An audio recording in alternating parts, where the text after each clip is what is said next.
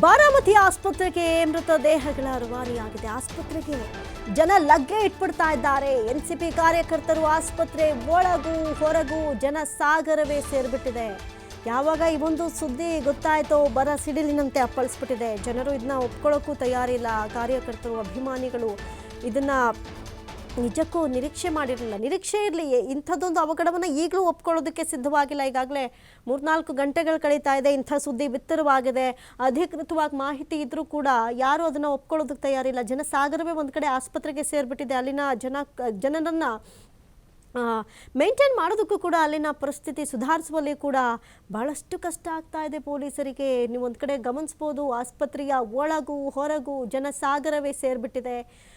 ಯಾರು ಕೂಡ ಅದನ್ನ ಅಕ್ಸೆಪ್ಟ್ ಮಾಡ್ಕೊಳ್ಳೋಕೆ ಆಗದಿರೋಷ್ಟು ಮಟ್ಟಿಗೆ ನೊಂದ್ಕೊಂಡಿದ್ದಾರೆ. ಆಸ್ಪತ್ರೆಗೆ ಜನ ಲಗ್ಗೆ ಇಟ್ಬಿಟ್ಟಿದ್ದಾರೆ. NCP ಕಾರ್ಯಕರ್ತರು ದೌಡಾಯಿಸಿದ್ದಾರೆ, ದಾಂಗುಡಿ ಇಟ್ಬಿಟ್ಟಿದ್ದಾರೆ. ಜನರನ್ನು ಕಂಟ್ರೋಲ್ ಮಾಡೋದಕ್ಕೆ ಅಲ್ಲಿನ ಕಷ್ಟ ನಿಜಕ್ಕೂ ಹೇಳತೀರದು. ಬಾರಾಮತಿ ಆಸ್ಪತ್ರೆಗೆ ಮೃತದೇಹಗಳನ್ನು ರವಾನೆ ಮಾಡಲಾಗಿದೆ. ಈಗ ಬಾಡಿಗಳನ್ನು ಐಡೆಂಟಿಫಿಕೇಶನ್ ಮಾಡೋದಕ್ಕೂ ಕೂಡ ಕಷ್ಟಕರವಾದಂತೆ ಸುಟ್ಟು ಭಸ್ಮವಾಗಿದೆ ಅನ್ನೋದು ಸದ್ಯಕ್ಕಿರುವಂಥ ಮಾಹಿತಿ.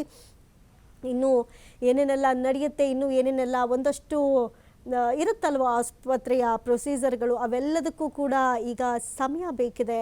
ಆದರೂ ಕೂಡ ಅಲ್ಲಿ ಜನ ದೌಡಾಯಿಸ್ತಾ ಇದ್ದಾರೆ. ಒಂದು ಕಡೆ ನಾಯಕರುಗಳು ಬರ್ತಾ ಇದ್ದಾರೆ, VIP ಗಳು ಬರ್ತಾ ಇದ್ದಾರೆ. ಯಾರಲ್ಲೂ ಕೂಡ ಈ ಒಂದು ದುಃಖವನ್ನು ಭರಿಸುವಂತಹ ಶಕ್ತಿ ಇಲ್ಲ.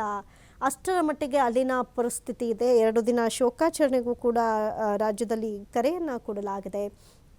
NCP ಕಾರ್ಯಕರ್ತರು ದಾಂಗುಡಿ ಇಡ್ತಾ ಇದ್ದಾರೆ. ಆಸ್ಪತ್ರೆ ಒಳಗೂ ಹೊರಗೂ ಜನಸಾಗರವೇ ಸೇರಿಬಿಟ್ಟಿದೆ.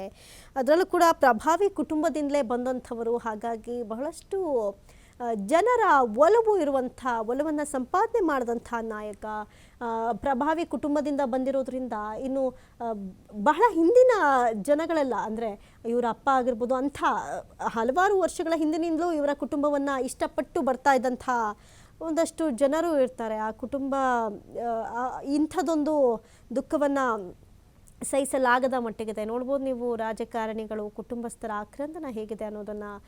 ಬಹಳಷ್ಟು ಆತ್ಮೀಯತೆಯಿಂದ ಕೂಡಿದಂಥವರು ಕೂಡ ಈ ಒಂದು ದುಃಖವನ್ನು ಸಹಿಸ್ಕೊಳ್ಳೋದಕ್ಕಾಗ್ತಾ ಇಲ್ಲ. ಬಹಳಷ್ಟು ರಾಷ್ಟ್ರ ನಾಯಕರು ನಿಮ್ಮ ಜೊತೆಲಿ ನಾವಿದ್ದೀವಿ, ಮಹಾರಾಷ್ಟ್ರ ಜೊತೆ ನಾವು ನಿಂತ್ಕೊಳ್ತೀವಿ ಅಂತ ಹೇಳಿ ರಾಷ್ಟ್ರ ನಾಯಕರು ಯಾರೇ ಏನೇ ಈ ಸಂದರ್ಭದಲ್ಲಿ ಜೊತೆಲಿ ನಿಲ್ತೀನಿ ಅಂತ ಹೇಳಿದ್ರು ಕೂಡ ಕಳ್ಕೊಂಡವರಿಗೆ ಗೊತ್ತು ಆ ಒಂದು ನೋವೇನು ಅಂತ.